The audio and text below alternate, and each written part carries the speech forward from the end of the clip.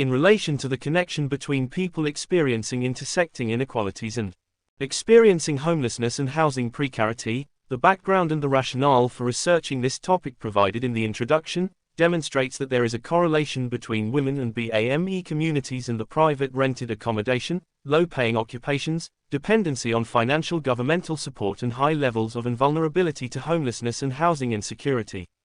The research presented in this dissertation highlighted that negative trends associated with the insecurity of the UK's housing landscape, such as declining levels of homeownership, dependency of a large proportion of low-income households on the UC system and the significant levels of residency in social and privately rented accommodation, is experienced disproportionately by women and BAME community members, in comparison to the majority population. When addressing how homelessness and housing insecurity have been politically and theoretically viewed in the past and in the current climate, the literature reviewed highlighted that in the past, there was a tendency to believe that homelessness was a result of poor life choices of dysfunctional or deviant individuals, and this stigmatization is still present in the UK society.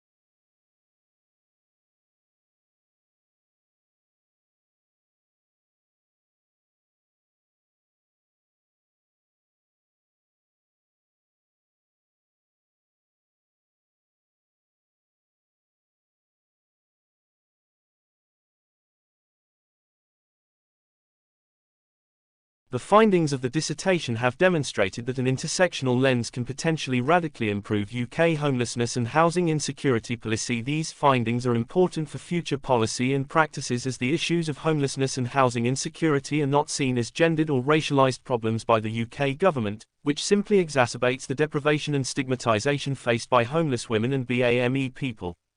The findings of this dissertation have the ability to influence the field as they bring further attention to the importance of identity and intersecting inequalities in connection with housing inequality in the UK. Income inequality is rising in the UK, and if supportive and preventative measures are not put in place, the current situation will be exacerbated. More households will face housing insecurity and the costs of welfare provision will continue to increase. Understanding the disproportionate impacts on those with intersectional identities needs to become central to policies that address homelessness and housing insecurity, which potentially may lead to inclusive, multi-access policies that ensure the fair treatment of all social groups and genders in such a way to support the most vulnerable.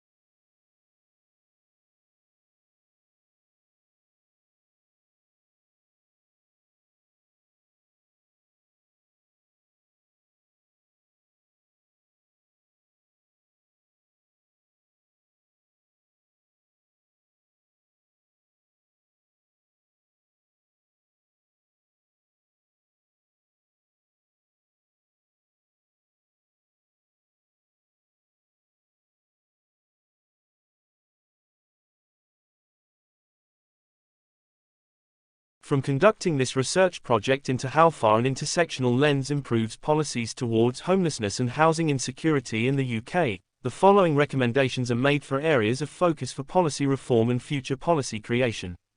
Firstly, it is recommended that the UK government works with organisations that have conducted research into the disadvantageous impacts of UC and the benefit cap on women and BAME individuals. This can aid in reforming the benefits system so that the needs of all genders and social groups are met fairly, and the financial support provided can positively impact claimant situations. Secondly, the short-term, quick-fix strategies towards UK homelessness and housing precarity need to be replaced by long-term measures that keep people out of homelessness and provide long-term security. A reduction in temporary accommodation and shelters needs to occur, being replaced with locally based prevention services. Concluded that congregate shelters are costly and ineffective, whereas increasing support provision, is effective and cost offsets may occur. The costs of shelters can be reinvested into the revitalization of support services, as well as the social housing sector.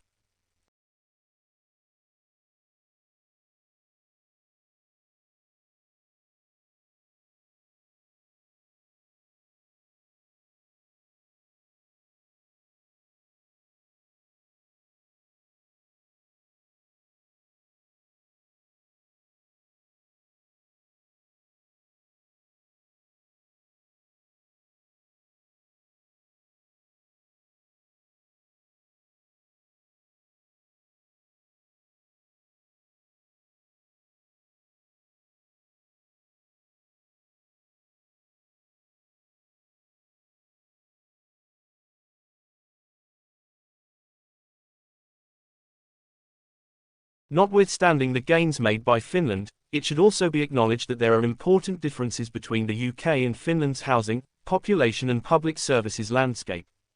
In relation to the efforts of the Finnish government in increasing the availability, affordability and adequacy of Finland's social housing stock, social housing accounts for a significant proportion of Finland's total housing stock. This differs considerably from the housing landscape of the UK. After the Second World War, large-scale public investment massively increased the social housing sector, but the 1980s saw a large percentage of social housing being sold off, to raise government funds in times of austerity. The right to buy scheme allowed social housing tenants to purchase their home at a heavily discounted price. And the profits raised by this scheme were not used in the replacement of the housing that was sold since then.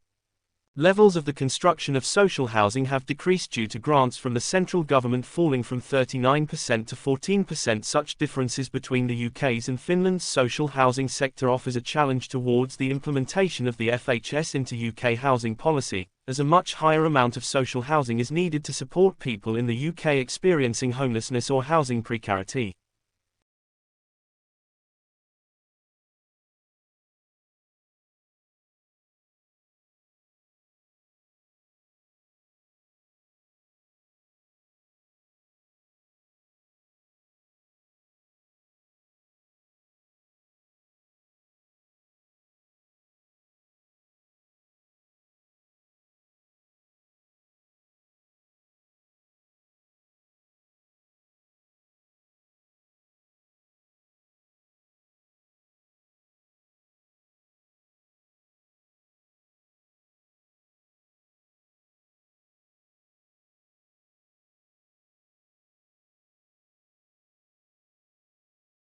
For centuries, boys were top of the class.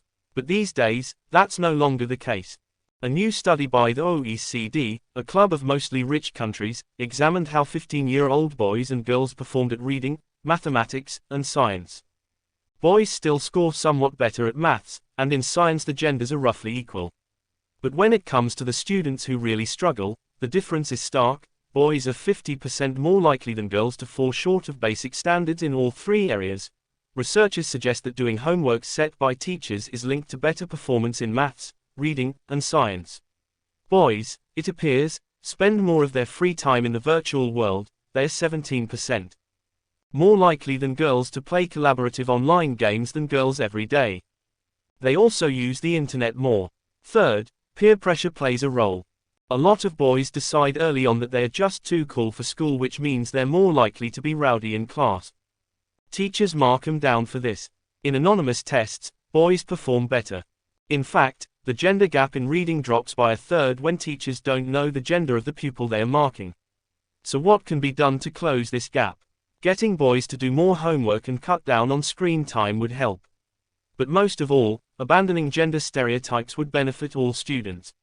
Boys in countries with the best schools read much better than girls. And girls in Shanghai excel in mathematics. They outperform boys from anywhere else in the world.